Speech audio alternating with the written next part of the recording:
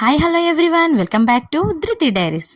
So ఈరోజు వచ్చేసి ఒక మంచి యూస్ఫుల్ వీడియో అండి. లేడీస్ అందరికీ మోస్ట్లీ ఇది అందరికీ తెలిసి ఉండొచ్చు, కొంతమందికి తెలియకపోవచ్చు, కానీ చాలా చాలా ఇంపార్టెంట్ అనమాట. ప్రతి లేడీస్కి, జెంట్స్ కూడా చాలా తెలుసుకోవాల్సిన విషయాలు ఉన్నాయి ఈ వీడియోలో. సో మన ఛానల్ని ఎవరైతే కొత్తగా చూస్తున్నారో వాళ్ళైతే కంపల్సరీగా సబ్స్క్రైబ్ చేసుకోండి, లైక్ చేయండి, షేర్ చేయండి. ఎందుకంటే మీరు ఇంకా మంచి మంచి వీడియోస్ మిస్ అయినట్టే. సో ఇంకా మోర్ అండ్ మోర్ వీడియోస్ మన ఛానల్లో చాలా అప్లోడ్ చేస్తాను నేను.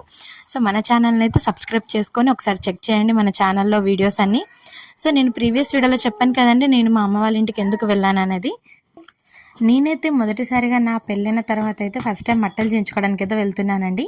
సో నేను ఆ ప్రాసెస్ ఎలా చేస్తాను, అసలు ఆడవాళ్ళు మట్టలు ఎందుకు పెట్టుకోవాలనేది ఈ వీడియో అనమాట. So let start the video. అసలు మెట్టెలు ఎందుకు పెట్టుకోవాలి, పెళ్ళిలో ఎప్పుడు పెడతారంటే అందరికీ తెలిసిన విషయమే.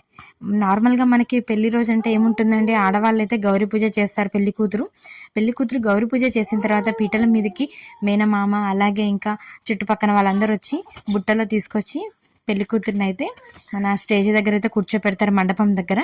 సో దాని తర్వాత మెట్టలకి పుస్తలకి పెళ్లి కొడుకు పెళ్లి కూతురుతోని పూజ చేస్తారు మన పంతులు. సో దాని తర్వాత ఏముంటుందంటే మనకి సుముహూర్తం ఉంటుంది కదండి, వివాహ సమయం అనేది. సో ఆ సమయంలో ఇద్దరి జాతకాలను దృష్టిలో పెట్టుకొని మంచి సమయం ఒకటి నిర్ణయిస్తారనమాట. ఆ సమయానికే మనకి జీలకర్ర బెల్లం పెట్టించడం జరుగుతుంది. పెళ్లి కూతురు నెత్తి మీద పెళ్లి కొడుకుతోని, పెళ్లి కొడుకు తల మీద పెళ్లి కూతురుతో పెట్టించడం జరుగుతుంది అనమాట. దాని తర్వాత మనకి మోస్ట్ ఇంపార్టెంట్ థింగ్, తాలిబొట్టు అయితే కట్టిస్తారండి. నేను ఈ జీలకర్ర బెల్లం వెనుక ఉన్న రహస్యం, తాలిబొట్టు వెనుక ఉన్న రహస్యం అనేది నేను మీకు తర్వాత వీడియోస్లోనైతే అప్లోడ్ చేస్తానండి. సో ఇప్పుడు మనకు వచ్చేసే వీడియో ఏంటంటే, ఇక అందరూ ఆశీర్వచనం చేసిన తర్వాత వేద మంత్రాల సాక్షిగా భర్త భార్య కాలికైతే మట్టలు తొడుగుతారండి. ఈ మట్టలు తొడిగే కార్యక్రమం అనేది ఒక్కొక్క వివాహంలో ఒక్కొక్కలా జరుగుతుందండి. కొంతమంది అయితే అద్దం మొగుడు అని అంటారు కదా, ఆడపడుచుని అంటే భర్త యొక్క సిస్టర్ని, సో అంటే అక్క చెల్లెల్ని, అక్క కానీ చెల్లె కానీ తొడుగుతుంది అనమాట. పెళ్లి కొడుకు యొక్క అక్క కానీ చెల్లె కానీ పెళ్లి కూతురికి తొడుగుతుంది అనమాట ఒక మట్టే. కానీ మన హిందూ సంప్రదాయం ప్రకారం అయితే పెళ్లి కొడుకే తొడగాలండి. మనకి 4 మట్టలు అనేటివి ఉంటాయి అనమాట, చుట్టు మట్టలు అనేటివి. అందులో మనకి 2 మట్టలేమో పుట్టింటి వాళ్ళు చేయించుతారండి, 2 మట్టలేమో మెట్టినింటి వాళ్ళు చేయించుతారు. అంటే తల్లిగారు వాళ్ళు అత్తగారు వాళ్ళు చేయిస్తారనమాట. సో ఆ 2 కలిపి మనకి పంతులు ఏం చేస్తారంటే పెళ్లి కొడుకుతోని పెళ్లి కూతురు యొక్క బొటన వేలి కంటే కుడికాలు, ఫస్ట్ అయితే కుడికాలు యొక్క బొటన వేలిని ఎడం చేతితోని భర్త తన చేతి మీద పెట్టుకొని పెళ్లి కూతురు కాల్ని కుడి చేతితోని మట్టలు అయితే తొడుగుతాడండి. సో అలాగే ఎడమ కాలు కూడా మట్టలు తొడుగుతాడనమాట. ఇలాగా భర్త భార్య కాలుని పట్టుకొని మట్టలు తొడిగిన తర్వాత భార్య భర్త ఆశీర్వచనం తీసుకుంటుంది అనమాట. ఫస్ట్ ఏమో ఒక భార్య భర్త ఆశీర్వాదం అనేది పెళ్లి మండపంలోనే తీసుకుంటుందండి. సో ఇలాగ మట్టెలు అనేది ఏ వేలికి పెడతారంటే అందరికీ తెలిసే ఉంటుంది కదండి, బొటన వేలి ఒక పక్క వేలికి పెడతారనమాట. ఆ వేలు పక్కన కూడా కొంతమంది పెట్టుకుంటూ ఉంటారు మన వివాహ సమయంలో. సో మన హిందూ సంప్రదాయంలో అయితే మనమైతే ఒకటే వేలికి పెట్టుకుంటామండి, కొంతమంది 2 వేలకు కూడా పెట్టుకుంటారనమాట. సో ఇలాగ ఒక వేలికి 2 చుట్టుమట్టలు, ఒక వేలికి 2 చుట్టుమట్టలు అయితే చుడతారనమాట 2 కాళ్ళకి. ఈ మట్టలు పెట్టడం కూడా ఒక సాన మీద పెడతారనమాట. అంటే అదొక రకమైన రాయి లాంటిది అనమాట, అదొక పవిత్రమైన అదన్నమాట.